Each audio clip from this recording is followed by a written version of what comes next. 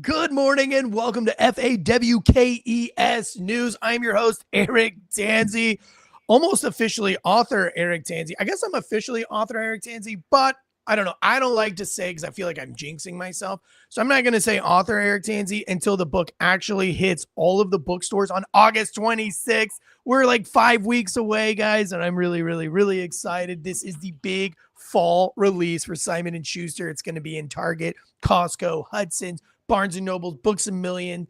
You're going to be able to find Pig Latin, a seriously funny true story, just about anywhere and everywhere. And look, it's a life changer. We've all been waiting for this. A lot of the people that follow me from my other podcasts, even from my Drinking Bros days on the big network there, this is a big moment for all of us. And anyway, I spent all day yesterday hand signing and hand addressing every envelope to send it out for all of you guys who did pre-orders of the book, even though the book, the pre-orders started like 6 months ago. And you guys were pre-ordering the book, screenshotting that and sending it to me. And then first responder author Jonathan Bates made these amazing bookmarks, custom bookmarks for me. And so anybody that pre-ordered the book and screenshots it and then sends me your address, I am personally signing and mailing those out. And I'm literally doing that up until probably Friday. So you probably have like realistically until Monday if you want to. I think after Monday, I'm going to call it.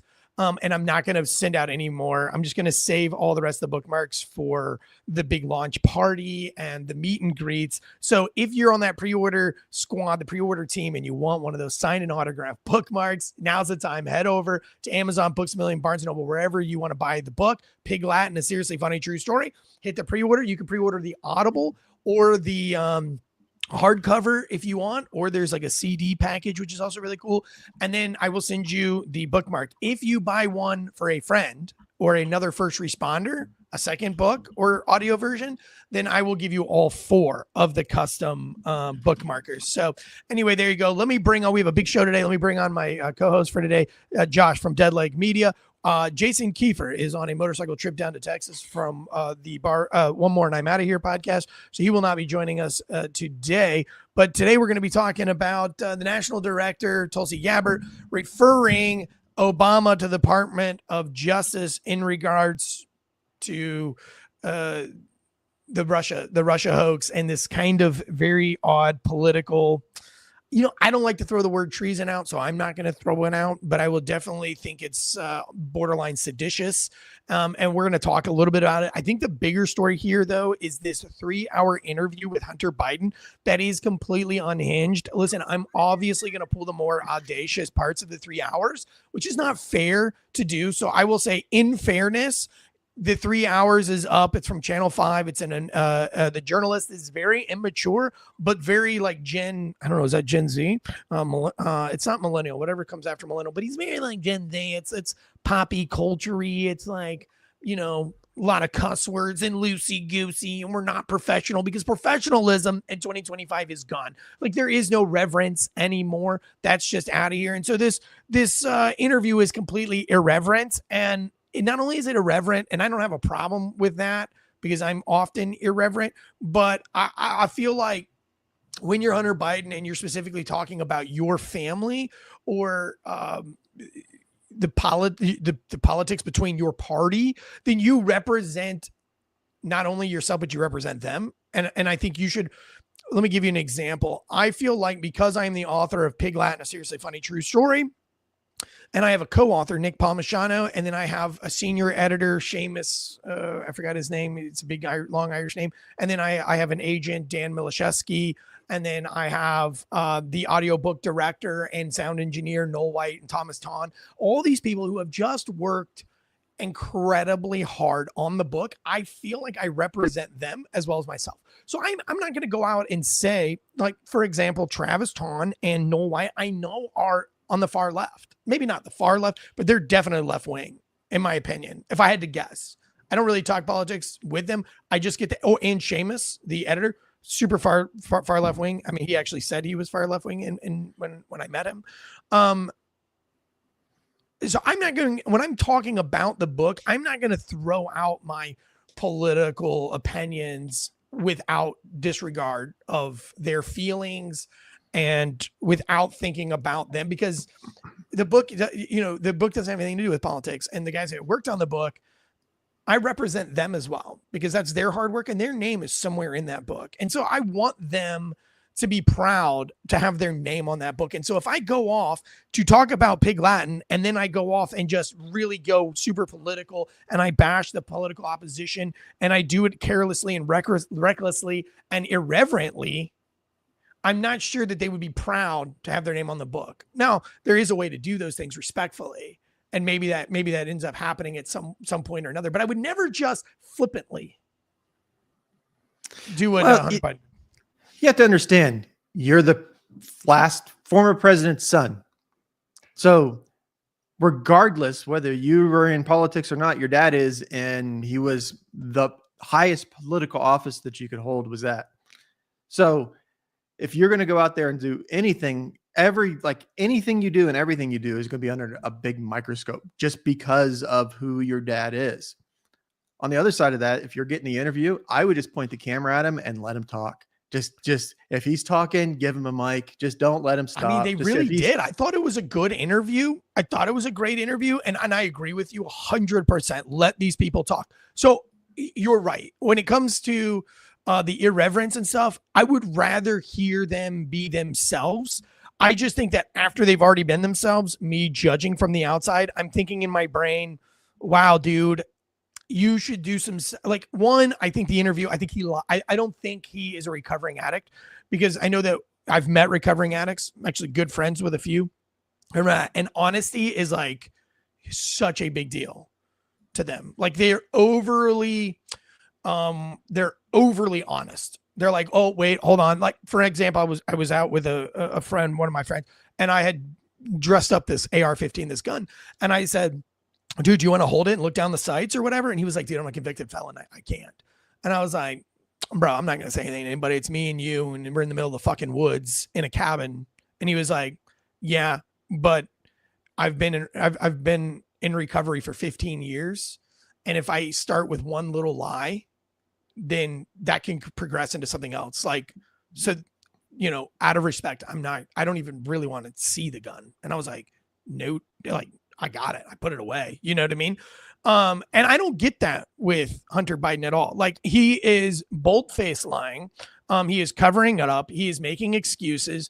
I have a relative that did terrible things. Prostitution is included in that. But wickedly honest about all of that. Like, yes, I did that. Yes, I'm ashamed of myself. Yes, I did that, but I'm not that person now. When I was that person, you don't get that from Hunter Biden in this interview. It's a lot of excuses. And so I don't really have a lot of faith in Hunter Biden being recovered. And I'm not exactly sure why he's all of a sudden getting the notoriety that he's getting. I'd like to know the media play on that, or what's going on, or why they're trying to build empathy for Hunter Biden. He doesn't have a book coming out. His book already came out. He doesn't have any new art to sell. So there's something going on. We'll have to see what happens. Maybe it has something to do with all the intelligence that's getting referred to the Department of Justice, which is our big first story of the day. And that's the Tulsi Gabbard story. Before I get into that, today's show is brought to you by factormeals.com/wolfpack50. Looks like we got Factor through the fall. They just sent me an ad update for August. Head over to factor75.com. Use the promo code wolfpack50OFF for 50% off. Go to factor75.com. Use the promo code wolfpack50OFF. Meal planning to the next level. Get your diet in control. Do it now. Just go and take a look at it. These are chef prepared, fresh and ever frozen meals delivered right to your door. Just head over to the website right now. Take a look-see. Take a look-see at what they have. And just take a gander. I'm not telling you to buy it, although if you use the promo code wolfpack50OFF, you're going to get that 50% off. But just go and look at the meals. Just put your eyes on the meals. Just put your eyes on them. And these are shameless meals. These are restaurant quality meals that you are going to be able to consume affordably and very easily without having to go to the grocery store and nothing. So head over to factor75.com, promo code wolfpack50OFF. All right, let's get into the first big story of today, which is really, it's this Obama, this referral to Obama to the DOJ by Tulsi Gabbard. And it literally has to do with, again, I don't agree with audacious news coverage. I don't like both sides of the party. I don't like the left. I don't like the right being overly audacious, because it's like when you call everybody a Nazi. Does anybody know what a Nazi is anymore? Does anybody really know who a Nazi is and who they're not? Because we just throw it around. Do we really know who fascists are? Do we know really who socialists are? Because we blanket all of these and we combine them together, and it's like really retarded the whole deeper meaning of what atrocities were actually committed by these things. Also, like, wiping away all of the remembrance of the Civil War and of slavery and all these things. History is bound to repeat itself, as they say. And so we're taking these audacious acts to cover up history. We're being hyperbolic when we shouldn't. And it's really downplaying and retarding everything so that we cannot have a clear picture of what is actually going on. And what the Obama administration, in my opinion, did, what Hillary Clinton did in the Clinton administration, what George Bush, I think what they did was absolutely criminal. I think there's a lot of criminal enterprise in politics, a lot of it. And none of them are held accountable. And it's because of we are so brainwashed with the hyperbolicness of media tabloids and of people like Tulsi Gabbard, people like AOC, who say things that are just over the top, and they say them so many times that we just start to become numb to the hyperbolicness. Does that make any sense to you, Josh? Well, it's one of those things, like you said it the best. Accountability. The reason why someone like Hunter Biden can freely just go on someone's interview for 3 hours and talk about all this stuff and not be, there's no accountability. All that's going to happen, what's the worst that'll happen? What's the worst that has happened? You get a little bad press for a couple of weeks, not even a couple of weeks. It's a couple of hours, it seems like. Then the news cycle changes. Just lay low for a couple of days. Something else will pop up. That'll be the new news thing. You'll go away. Then you can come back in next week and you'll be right back on the mic and no one will know any different. Something has to happen. You have to hold people accountable for this. There's no way that you can circumvent the government. You can't use the media to lie. You can't come out with all of the like straight up, not misinformation. There's a difference between misinformation and lie. If I tell you something and it's not the correct information, but I tell you what I believe it's true, that's misinformation. Now, if I tell you something and I know that it's not true, that's a bold-faced lie. Not only was it a bold-faced lie, they concocted it out of thin air. Every bit of it. And then gave this to the American people and said, look, this is what happened. This is a statement of fact. This is what's going on.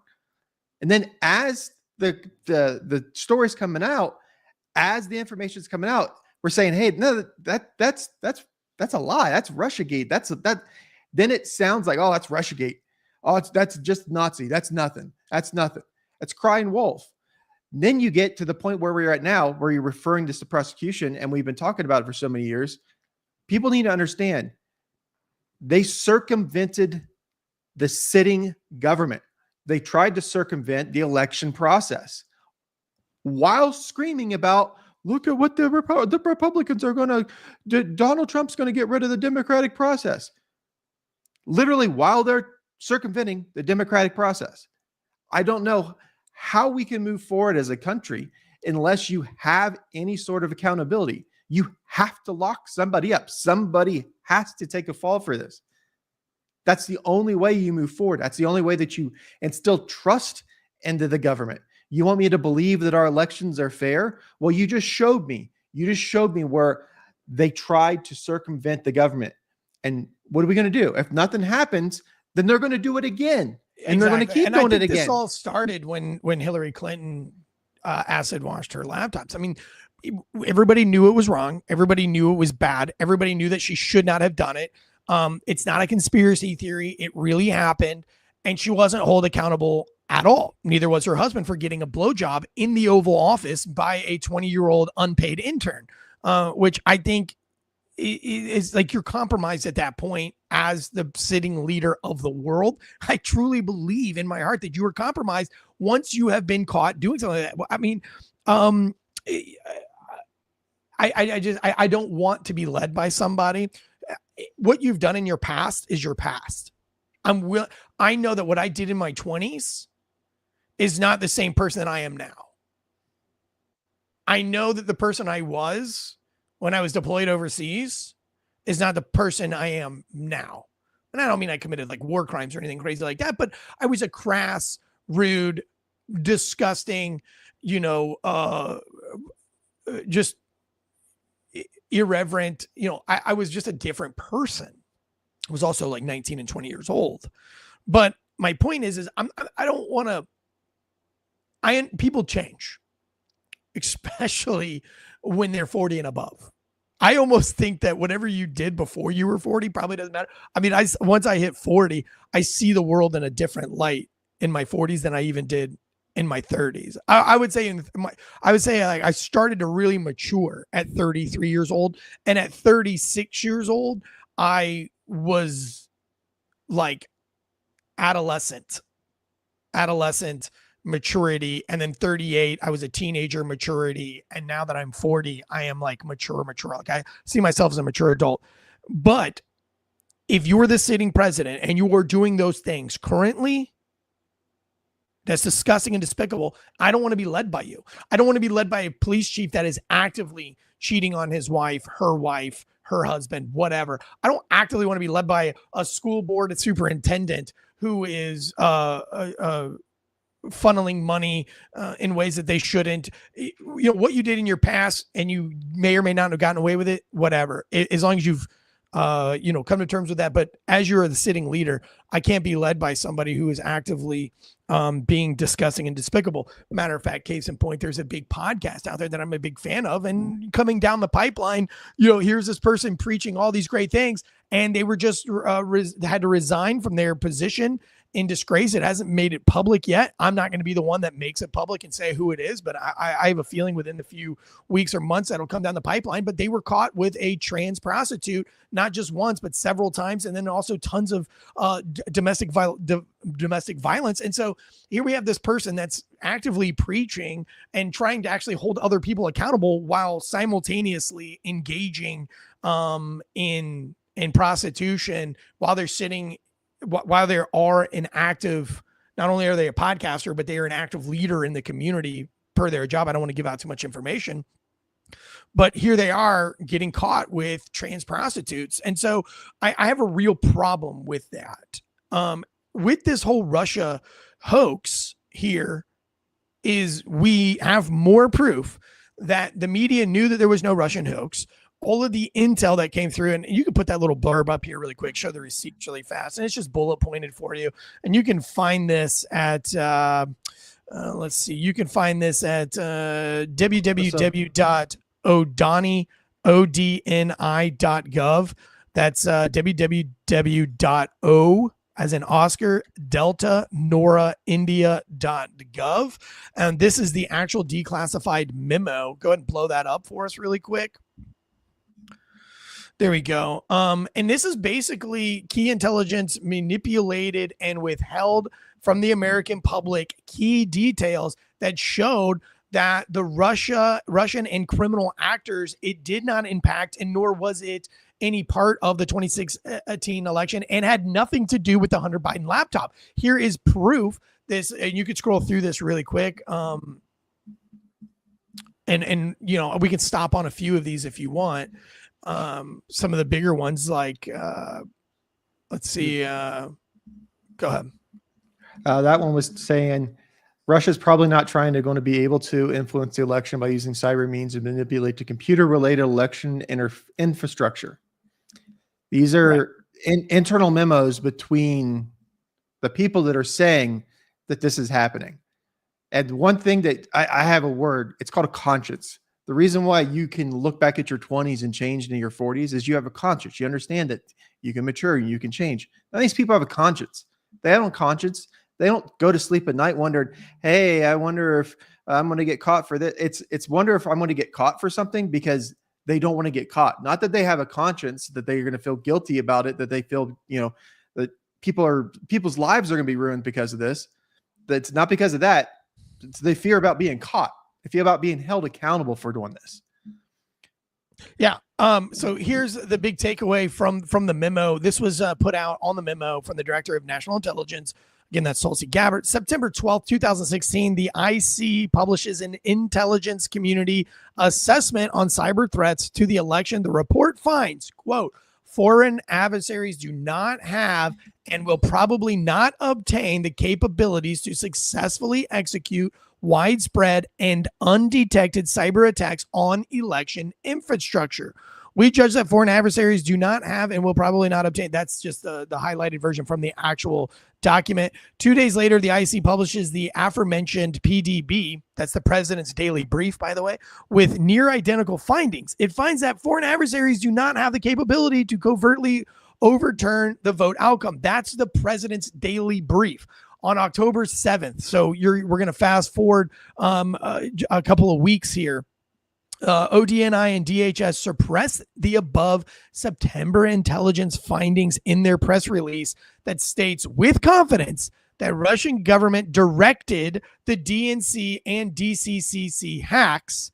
Their statement omitted the fact that the FBI and the NSA had low confidence in attributing the data leaks from these entities to Russia. Means more likely than not, it was not Russia, but they posted, regardless, even though they knew this, they posted it as if it was 100% Russia collusion on November 6th. A month later, Donald J. Trump defeats Hillary Clinton and wins the 2016 election.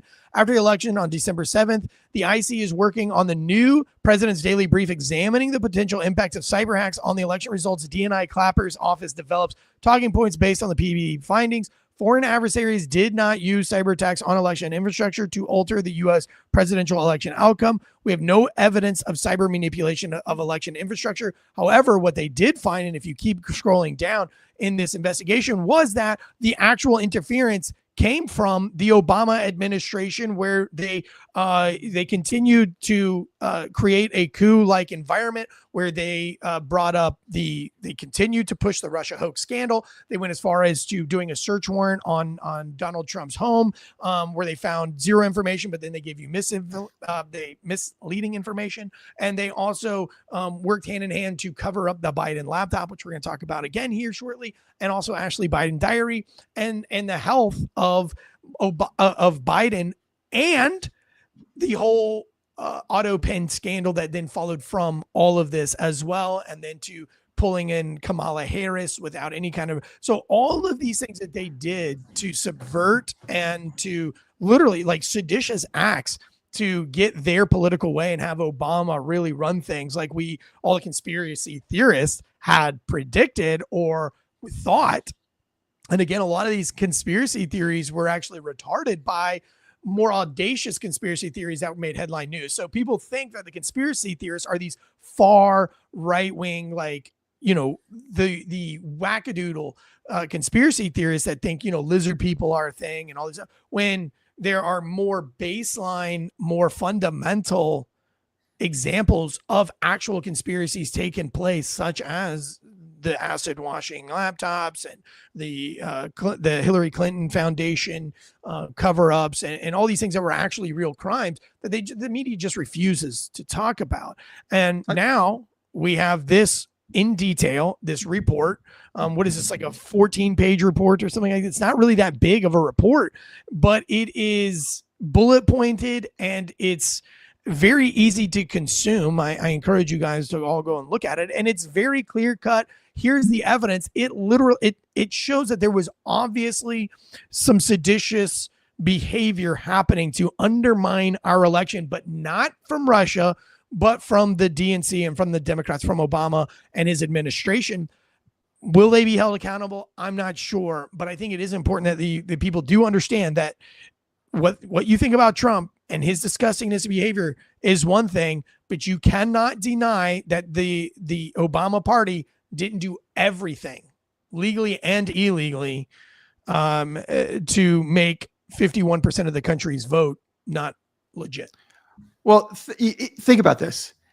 September, 3 weeks, they have high confidence that they don't have the ability to do this. This is what's being reported to the president, Obama. The sitting president is getting these daily briefs. There's no confidence it can't happen.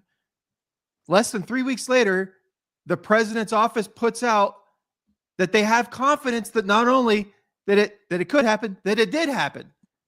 And that's why Hillary Clinton's not the president.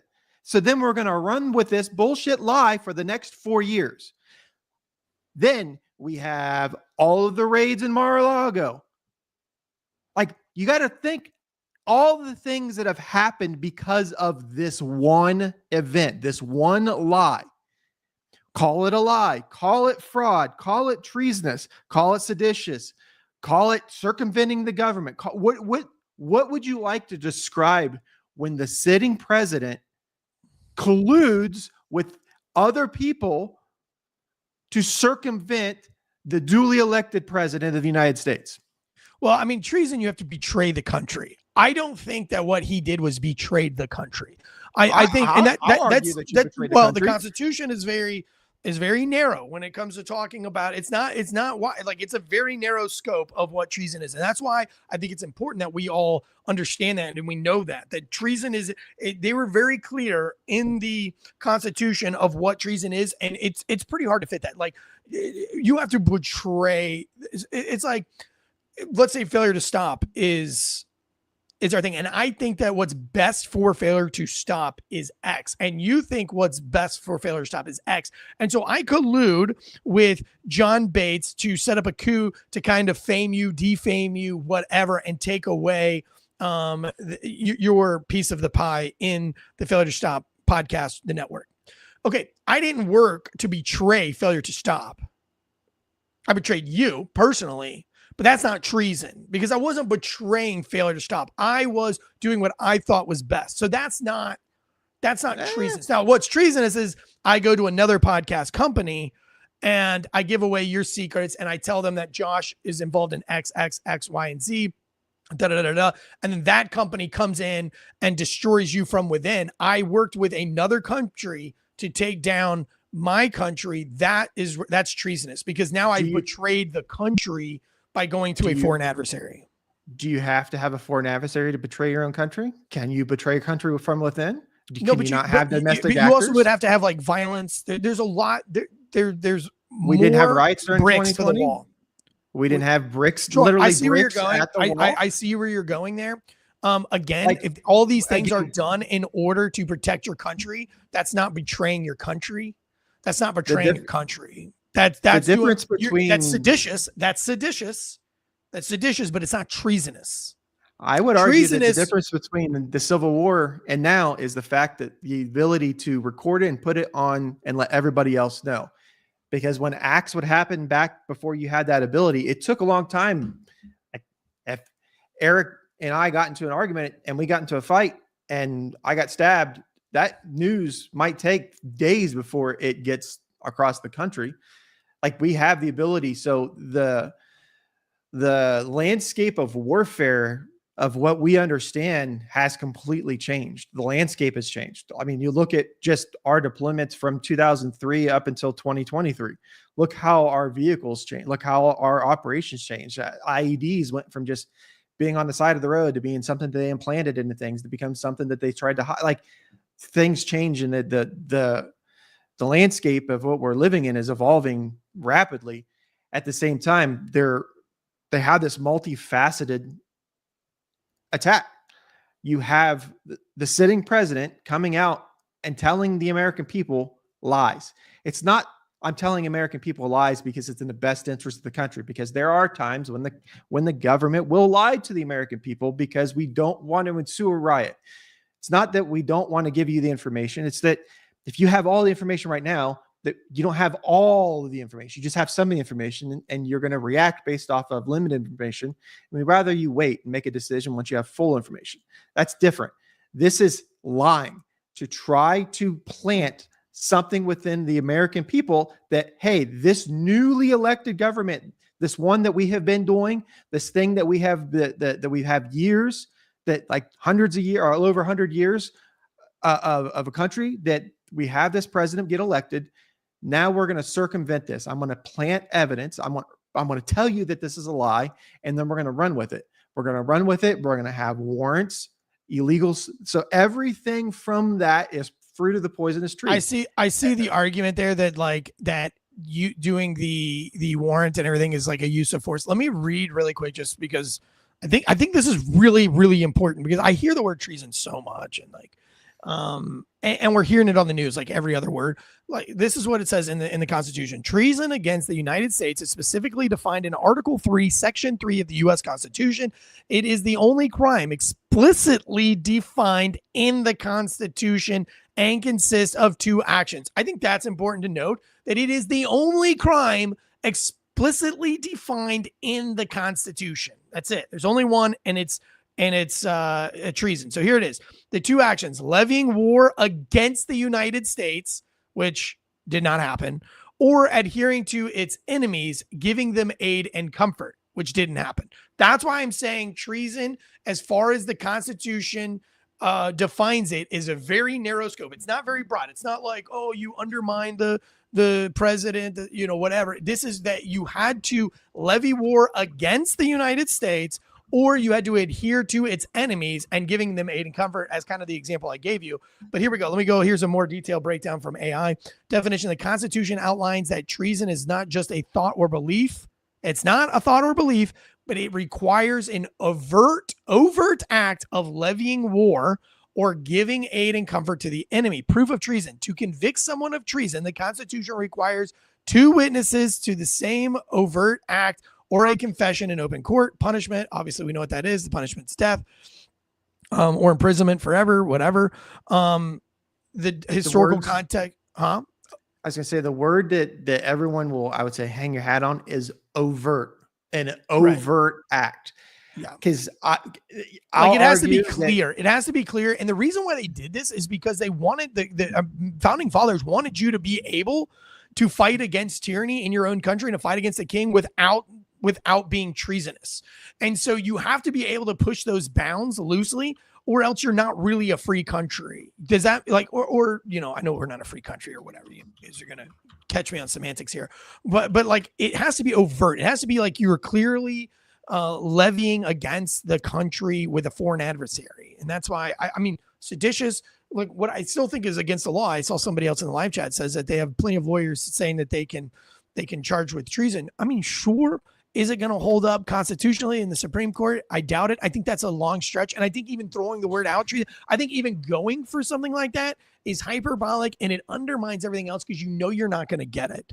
Why not go with the low hanging fruit? Why not try to prove sedition, or, you know, try to prove something else, and put all your eggs in that basket? This is a genuine question, because my ignorance of the facts. Well, I'm ignorant too. I'm not a constitutional expert like Jonathan. So if we go back to, because it like you're saying, like, well, not like you're saying, it is defined in the Constitution that overt acts, you have to have a foreign adversary. So what were the crimes, or how did the Civil War, how did that pan out? Because we have the Nuremberg trials after. It wasn't treasonous because they were doing it on behalf of the country. I don't think any of those guys were charged with treason. Not charged with treason, but what were they charged with? I mean, like, probably seditious acts. I mean, but like, a lot of them were giving like mayoral, like nobody did jail time over the Civil War, like none of the big generals or anything like that. So that's, I mean, they did. They got statues and all sorts of stuff. Like, yeah, that's what I'm saying. That's a genuine question. So, like, if you go back in our, that's why they wrote it that way. That's what I'm trying to say, is that is why our forefathers wrote the Constitution, and they made that such a narrow scope and not a wide scope, is because they want you to be able to act against your government for the American public. Like, you know what I mean? Like, if I feel like you're killing failure to stop, I'm not working against failure to stop to get you out. I'm being seditious. I'm setting up a coup to get you out of failure to stop, but I'm not doing it to harm failure to stop. I'm doing it for the better good of failure to stop. So that's not treason, but you know what I mean? Like, I just think it's a good debate to have. But I think people should be held accountable. Throwing around the word treason loosely like that is again, it's hyperbolic and it's dangerous, and it's going to be very, very hard to prove treason, because they're not really working with a foreign government to overtake America. They're working to were they? They're doing. They can. Well, I mean, Were they? Probably yes, but unless you could prove a new world order. But what they're doing is doing something on behalf of the United States, not on behalf of that government. Like, they're not trying to make that government better. They're using that government to make our place better, to undermine an election, but they're not, you know what I mean? They're not selling our gold to make Russia rich, which that would be betrayal. That would be treasonous. But I would also say that, you could probably choose some treasonous with the Hunter Biden going to China and making these big deals to better China. But again, that's not going to happen because every country is always lining their pockets in some way or the other through their families to benefit. But I don't want to get too caught up on the Russian hoax. I would just say this. It is something that you should dive into, and you should take a look at the Russian hoax. But again, not the Russian hoax, but the Obama administration. A lot of people think that this is and I'm going to be very quick. The big story here is this Hunter Biden interview, which is going to be really fun to talk about. But I just want to be very clear here that some people think that this is a distraction for the Epstein files. We can't do that. You can't just say that everything's a distraction, because would we just stop doing everything until we figured out the Epstein thing? Like, it's not like Tulsi Gabbard has been on board with the whole Epstein thing from day one. Like, she's not guilty of it. She's not going to be on the Epstein files. She has she's not playing the game. But she's not going to stop doing her job either, because she's been paid to do a job and she wants to get reelected. And the Epstein files really have nothing to do with her. So her coming out with her findings, I don't think is a distraction. I think it is great timing on this. But it doesn't take away that it's a big deal. Now, the mainstream media would like to fool you into thinking that, so that you go back to the Epstein file and nothing happens to Obama. How great would that be for the Obamas? Because the Obamas have already broken their silence. If you know anything about the Obamas, they never play along. Barack Obama and his wife, Michelle Obama, have been very good up until now of keeping their mouths shut and not addressing any of the crazy accusations. They don't even make word of it. They don't try to clarify it. They stay hush hush, which arguably is a great strategy. I think if you're in the limelight, Tim Kennedy, you just, like you said earlier, you diss a fucking peer, wait for the news cycle to cycle 5 or 6 more times, and then you come back with a fresh slate. And the Obamas do an amazing job of that. It doesn't matter what's thrown at them. They stay quiet, which this is why I thought this was really interesting, is that the Obamas actually broke their silence on this. This is coming from The Guardian, and there's plenty of other articles about it. I just pulled The Guardian because I always just, I try to pull every news clip I pull from a different source. Obama breaks silence on Trump's outrageous call to prosecute him. Barack Obama has broken his silence on calls from Donald Trump for him to be prosecuted by unequivocally rejecting his successor's accusations that he tried to engineer a coup following Trump's 2016 election victory by manufacturing evidence of Russian interference. Obama's office took to the unusual step of issuing an emphatic refutation after Trump told reporters that his predecessor had tried to lead a coup against him and was guilty of treason over intelligence assessments suggesting that Russia had intervened to help Trump defeat Hillary Clinton in the campaign. Out of respect, this is a quote, "Out of respect for the office of the presidency, our office does not normally dignify the constant nonsense and misinformation flowing out of this White House with a response." The statement said, "But these claims are outrageous enough to merit one. These bizarre allegations are ridiculous and a weak attempt at distraction." Now, I think this is amazing, because if they're so audacious and they're so wild, then why are you entertaining them? Sue them for defamation. If you know that they're false, sue them for defamation. You know why you don't want to sue them for defamation? Because you got to go to court. You got to prove that they're false. You know what you're doing right now? And I don't know. I don't know if you're a political figure. Can you sue for defamation as a political figure? Yeah. Well, I guess he's not anymore. But you're allowed to talk shit about him. You could. Yeah, there's a difference between talking shit and then spreading actual malice. So if this is like you're saying, like, oh, you circumvented the government, that's malice. That would prevent him from having speeches in the future and collecting money from. I mean, going on this library stuff. He's also could do, potentially be criminally charged on this. And so I don't know.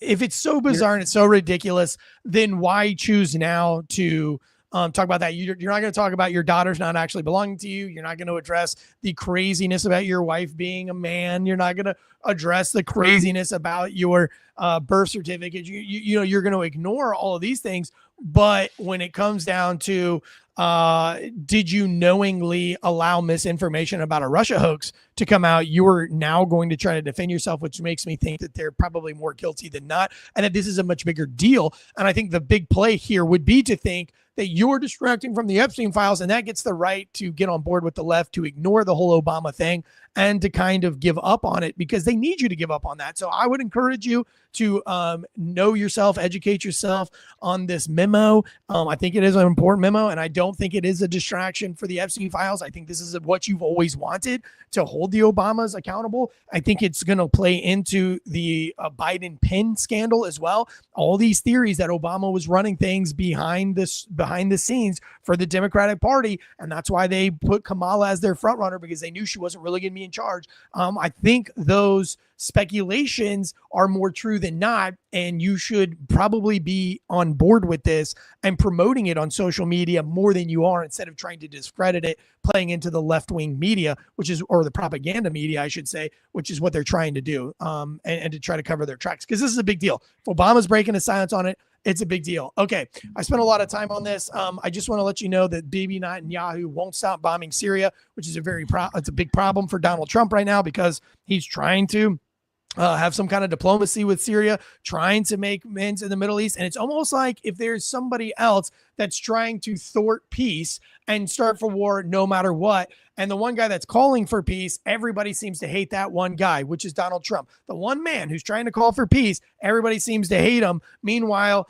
you have Netanyahu and Iran flippantly and overtly undermining peace. You have Iran making direct threats to Europe and America specifically. If you listen to the president's daily brief a few days ago, last week, possibly, maybe it was last week, Thursday or Friday, but there was a threat from Iran to America that there was going to be some kind of terroristic attack on America in the coming months, which is kind of a big deal. Also, you have then you have Netanyahu, who is supposed to be within the ceasefire, and he's still attacking people in Syria. It's almost as if everyone. What's that? I'm still here. My camera died. Okay. It's almost as if that war was that big government or big players want war, and that's what they're going to get. So I that was not the biggest news in the world, and so I'm not going to spend a lot of time on it. But I do think it's interesting that Donald Trump is making it known on the public that he is very frustrated with Netanyahu. He's very frustrated with Iran as well. And it's almost like there is somebody mediating war between the two parties, and it's definitely not Donald Trump. So then you'd have to ask yourself, who is mediating the war? Who is wanting the war to go on? Who is trying to undermine Donald Trump? And I think maybe some of these investigations are all going to be linked together in some way or another. So only time will tell. But let me go into it with this amazing interview with Hunter Biden. Let me ask you two questions as I play these clips for you in the next 15 minutes. Personally, I'm not on board with taking a 3-hour interview and picking apart the parts that I like or the parts that prove my narrative. I have a problem with doing that. However, this is a new show and I can't play you the whole 3 hours. So let me just encourage you, if you are really a person who wants to know, if you're a real critical thinker, do not take the most hyperbolic parts of the interview that I'm going to show you to prove my narrative. Go and listen to the whole thing. Because he really does clear up a lot of things. He is pretty well spoken throughout most of the things, although he does become unhinged. And that's what we're going to cover here, because that's what makes the news. But it is 3 hours long, and podcasting for 3 hours is very difficult. I learned my lesson. I went on a podcast I never should have went on. Luckily that podcast, I don't even know if I think they had recording problems. Glory to God, glory be to God that happened. But these guys sat me down, they wined and dined me at a table. And then they said, we've been recording. And bro, we had been talking for like 2 hours before the show. And I was talking about lots of secrets, lots of stories, lots of things. And then they told me they were recording and I was like, what the fuck? And I asked them, please do not post that. And they're like, well, da, da, da, da. And I freaked out for like a year and a half straight, because there was going to be a lot of people. I was talking about private business stuff between me and Mike the Cop and stuff, because I thought we were just in the company of friends. I learned the hard way that there's no such thing. So I don't do that anymore. But I do empathize with how hard it is to talk for 3 hours and not have all audacious and ridiculous moments. However, we're going to cover it because honestly, I listened to the whole thing. And it is like I would be zoning out as I do for 3 hours because I'm busy doing other things. And then Hunter would start talking down the rabbit hole and I would stop what I'm doing. I'm going, oh my God, shut up. Oh my, somebody shut this guy up. I mean, I'm glad they let him speak, but come on, dude. At your age and where you're at in this date and time, you have to know better. Let me ask you this, people in the live chats. Why is Hunter Biden getting 3 hours of mainstream media time? Why is Barack Obama getting tons of media time? You see Barack and his wife oddly and very, very, very oddly going on to another podcast and Obama talking about the need for boys to have gay role models and things like that. Very, very odd. It's obvious that they're separated and divorced, but the whole thing was awkward. I encourage you to go watch that. Why are they back in? Why does the Obamas and the Hunter Bidens, why do they need to be back front and center of the media right now? What's going on that we need to have empathy for Hunter Biden? Because obviously they don't go on these shows uncoached. They have been coached. They have been groomed on what to say. Any big high profile person or celebrity goes through that. And so you have to ask yourself while you're watching these, what is the point? Marines, I don't think it's money. I think he has plenty of money. I think the Obamas have plenty of money. I don't know. I don't have an answer for you, but I think it's strange that they're that public right now, unless they've got a book or a movie coming out. Let's make your answer very quick because I have so much video to show. There's a narrative with facts, and they have to get ahead of it because if they don't get ahead of the facts, they have to put the narrative out. And real quick, for someone like Hunter Biden, didn't his dad come out and like emphatically say that there's no way that him and his son had any business dealings? So how is he talking about business dealings and shit for 3 hours? Listen, I think you were 100% correct that they are trying to get ahead of something right now. And that's why they're starting to, because a lot of what they have to say is all about empathy for me and understanding where we were coming from. That's something that a guilty person says before they get, that's a person that has a DUI hit and run and has court in a year. And they spent they don't have to go to jail until the court thing. And so they spend that 6 months trying to convince everybody around them that they found Jesus and that they are singing at their church and they're volunteering here. And they start posting everything on Facebook to try to show some judge or some lawyer that they're on the up and up so they get a reduced sentence. That's kind of that's exactly the theme I'm getting here. I've talked too much. Let me just go. Here's the intro. Let me just play this. So much alcohol.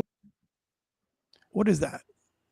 Well, it was your video, but it had the screen share from mine. And alcohol is the most destructive drug, not just to your body, but it puts you in more danger than any other drug that I've ever experienced. And then you add on top of that the amount of crack that I was. Okay, this is really important because he just said this is the beginning of the interview, which is, by the way, on News 5. You can watch the whole interview over there.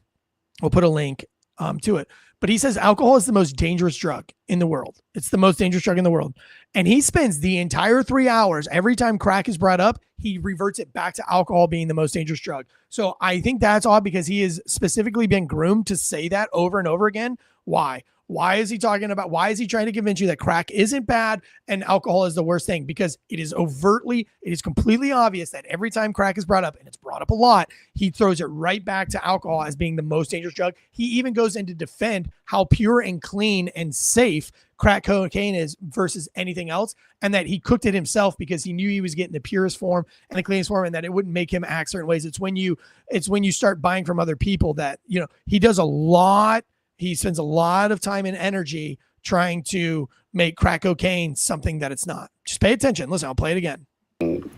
So much alcohol, almost a handle of vodka a day. And alcohol is the most destructive drug, not just to your body, but it puts you in more danger than any other drug that I've ever experienced. And then you add on top of that the amount of crack that I was using at the time. And crack cocaine, in terms of your physical health, is not as dangerous as the situation that you put yourself in to be able to obtain it. How do you get crack? One of the things I don't want to do is give a how-to to any moron like myself that may think that it's a good idea. But crack cocaine is I am fully aware when I'm talking about it in relationship to my own experience with it. It is still a shocking thing for most people, because we have been fed this perception of crack cocaine. It's more than just a drug. It's more than, like, if you say meth or if you say heroin or if you say cocaine. It comes with a whole bunch of different baggage. And because of that, places that you can go get it are some of the most dangerous places in whatever location you happen to be in. And it's everywhere. Mainly for that reason, I learned how to make my own. Listen, I'm not... Like, that's how the interview starts. So, and it only gets crazier from there. But you know, I think it's very obvious in this that he is, trying to defend crack for whatever reason. Let me play another a screenshot from you that I thought was pretty interesting here. So much alcohol, almost a handle of vodka a day, and I'm alcohol. sorry, that's the same one. Let me remove that one. Give me 1 second here. I'm sorry about that. While you're putting it up for the audio listeners, what you missed is a lot of B-roll that I wonder if they got it from his laptop. It's a lot of there's so much B-roll, and they do footage. Yeah, I'm gonna play that here. Let me just keep going here because we're running out of time. Because it depends upon what media you're talking about. Because I like, what is the media? You know, I think it was just an added bonus for them that they could say crack addict and everybody would go, oh my God, he's a monster. So I think for those that wanted to use it as a bludgeon, it's easier when you slap the word crack addict onto it. It made me a lot easier target for the Don Juniors of the world, the Marjorie Taylor Greens of the world, just because of their inherent kind of meanness about things. But I'm not a victim here. I was a crack addict. I wrote about it. I was transparent about it. I wasn't naive to the idea that somehow that would be something that anyone or everyone would be able to fully comprehend and have empathy for. We're lacking empathy across the board, not just for Hunter Biden.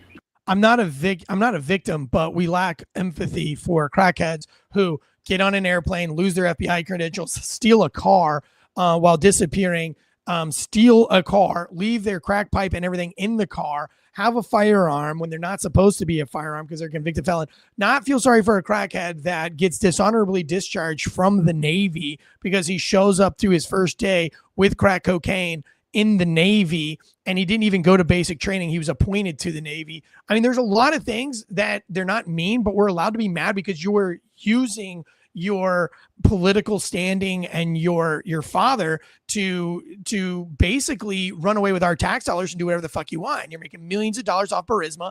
You're making millions of dollars off of your China deals, and you're circumventing the Obama administration. If you remember, Obama was extremely upset with Hunter Biden and Joe Biden when they went behind his back and they went to China. It was a huge scandal.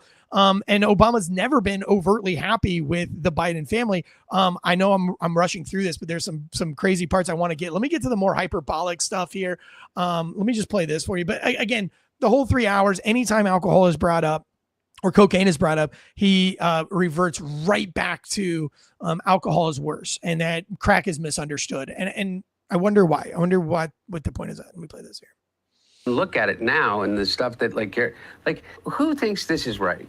Who thinks it's right that every picture that you've ever taken, the ones that you would be embarrassed by and the ones that you would be proud of, should be on a website controlled by a guy that is a Christo-fascist fucking incel that lives in Indiana? Okay, you have a guy who has a flawless record, who is a nerd, who's owned a store for I forgot how many years. We did the whole story on the laptop thing. This guy's not connected to politics, and I think he was a Democrat at that. No, I'm positive he was a Democrat, and literally was just a nobody. And he went through every outlet to try to get this laptop back to Hunter Biden, and they treated him like shit, like he was a peasant. Like you're just this nerd who owns this bookstore. If you've seen his house, this guy didn't get paid off. He lives in this smallest, most nerdy type of house, and his business isn't thriving. And it's not like he's not making a lot of money. This dude is blue collar at best. And he calls him, what does he call him here? I mean, this is how Hunter Biden views blue collar America. We're taken. the ones that you would be. Oh, and by the way, he's talking about all the pictures that were taken, and your audio listeners, these are all the pictures of him with prostitutes, him smoking crack, and him naked that were taken off that are playing while he's talking. I don't have any pictures like that. Do you, Josh? No, I was gonna say, if you're embarrassed of stuff like that, maybe don't take those pictures. Yeah. Maybe don't do crack. Embarrassed by it, and the ones that you would be proud of should be on a website controlled by a guy that is the Christo-fascist fucking incel that lives. Wow. And I can't believe that he would refer to that guy as that. Like, that's super sad. But that's how he views America. But like, that's not even the craziest. Here's where it starts to get unhinged. And again, it's 3 hours. But the last hour, he is completely off the rails. And here's just an example. Fuck him and everybody around him.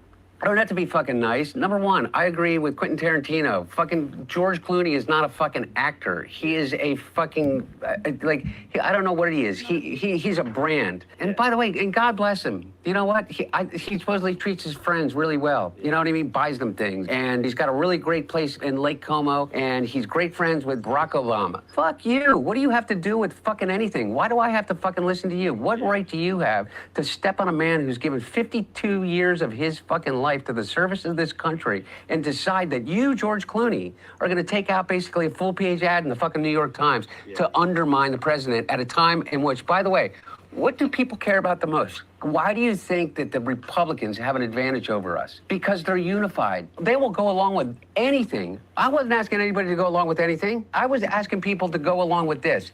The most successful administration. Imagine, though, for a second, your whole life, you've accomplished nothing but being Hunter Biden's son.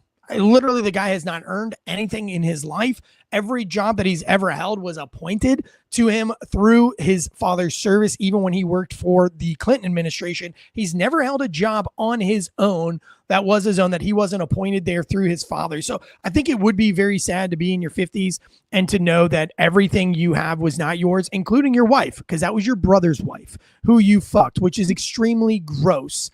And after your brother died, there's nothing more despicable than that.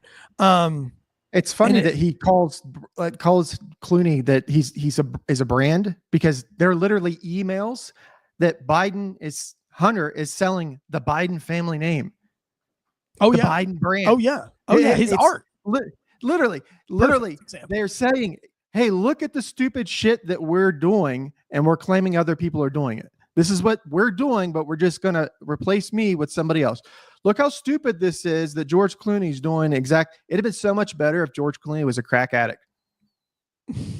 We could have celebrated his life if he would just shut up, stop acting, and start picking up that crack pipe. He does do, and listen, it's a really good interview. It's a great 3 hour listen. I'm not even joking about that. It's very eye opening. And you do at times start to empathize with Hunter Biden and his crack use. But one thing I've always had a problem with is, why do crackheads, why do drug addicts get to be famous because of their failure? Like, why? Like, I've never done crack. I've never gone off the rails. Why don't I get any media time? Why is it that like certain musicians, they do the right thing, they play by the rules, and they're just kind of forgotten, and unless they've had this moment where they are addicted and they really kind of fuck up and they have this kind of branding of themselves that they get back in the public. It's almost like, to be successful in Hollywood or in the public eye, you almost have to have been a crackhead first, or you have to go through. So maybe that's what I should do. Maybe I should write this book, get a little bit of notoriety, and take all the money that I make from the book and go off the rails, and then have a comeback story, and then I'll get even richer. You know what I mean? It's almost like that's the gateway to becoming famous, is that, take what money you have and little fame you have, and then just go off of the rails, because you're going to be 10 times more famous. If you don't go off the rails, you're just going to fade off into and that's going to be the end of you, and nobody's going to remember your name. So I always think that when I hear interviews like the one I heard with Hunter Biden. But what are your thoughts on that? Final words. I'm in the wrong business. He wants, like, the way that here's the thing about crack and drug use. The reason why which is not that bad. It's not as bad as alcohol. The reason why even with that, we'll throw alcohol. Reason why we give that a bad, everything is okay with moderation. I'm not saying crack's okay with moderation, but alcohol is okay. There are people that can drink alcohol and don't get prostitutes. They don't drive drunk into the side of a school bus. They can have a couple beers at home and be perfectly fine. They're not going to put it on their MySpace. They're not going to be finger painting and talking about their dad and fucking their brother, dead brother's wives. They're just going to go about life. But this guy wants to make it seem like it's celebrated. Like, oh, look how we're going to downplay. We need some. No, the reason why you should feel shame when your pictures off of your laptop with all of these prostitutes and you smoking crack off of their asshole, the reason why you are shamed from that, because that is shameful. That's why. And the reason why they're out there is because you did it. And if you didn't want to do it, hey, maybe don't do it. Yeah. There has to be accountability. You can't go and say, well, crack is whack and we need empathy, but we're not going to be accountable for it. We're not going to take any accountability for it. Not only that, we're going to we're going to push the accountability off on the guy that had the laptop and tried to do the right thing. The guy doing the right thing, we're going to call him a fascist, and we're going to call him a Nazi, and we're going to say that it's stupid for him to have it on the website. No, what's stupid is for you to smoke crack off a prostitute's asshole. That's what's stupid. Maybe if you weren't high on crack, you would have remembered to pick up your laptop, or you remember to pick up your credentials, or you remember to pick up your firearm. When I was a cop and I'd ask someone who just blatantly run a stop sign, and they go, "Why? I'm sorry, I didn't see it." I'd always ask them, "How many other kids did you run over? What else did Hunter Biden just leave and not get held accountable for?" So if you're freely just leaving your federal credentials, your firearms, you're leaving this in rental, like what else? What else have you forgotten? Yeah, for sure. I mean, it's like when you get caught with a DUI. Yeah, did you leave crack in a rental car and some family rent it and their kids, how many kids have got killed from overdose from crack that you left in a rental car? I mean, it's a legit question. But, and they always say like a person that gets caught with a DUI has probably drank and drove, 100 times before he got caught. But yeah, dude, guys, listen, Forged in Chaos is a great book. Tyler Gray, a good friend of mine. I'm working on a project with him currently. Support Tyler Gray by buying his book, Forged in Chaos. My book, Pigland, a seriously funny true story. Last chance. Go ahead and get on that pre-order now. The audiobook is incredible and literally one of the greatest things that I've ever been a part of. And probably one of the things I'm more proud of than anything in the world is that audiobook. The director, Travis Tawn, and the audio engineer, Noel White, did a phenomenal job making me sound as cool. This is literally like a movie audiobook. Like there's sounds, there's music, there's voices. It's wild. It's so fun. I narrate the whole thing. And it was just so much fun. So get the hardcover book so you can get it signed and autographed as I go on this book tour here pretty soon. And then of course, also on the network, we have Santana True Crime. If you're a big true crime fan, Murder on Campus is a great breakdown of how a true crime is actually solved. This is a true crime that they solved. It was a cold case, and it's called A Murder on Campus, the professor, the cop in North Carolina's most notorious cold case. And it's really fascinating to see how they obtained the evidence, how they went and interviewed people, and how they really just spent 3 or 4 years of their life trying to solve a crime, true crime style. Even though they have law enforcement backgrounds, they use their law enforcement background to go and solve a cold case. And then they wrote a book about it. Now they have a podcast called Santana True Crime, which is on this network. Go and check it out. Make sure you check out The Bar is Open with Beth and Greg, as always. And we happy to see you guys here. Big show on Friday. I know there's a special guest on Friday. Really exciting. So everybody be over on the Failure Stop show. Then, until then, guys, factormeals.com/Wolfpack50OFF, 50% off your first order plus free shipping. G.I. Joe says it's the best. Maybe you didn't know about Obama being referred to the DOJ for prosecution. Maybe you didn't know about Trump being frustrated with Netanyahu. Or maybe you didn't know about Hunter Biden's audacious 3-hour interview that you must go listen to. But now you do know, and knowing is half the battle. Take us out of here, Joshua. See you guys later.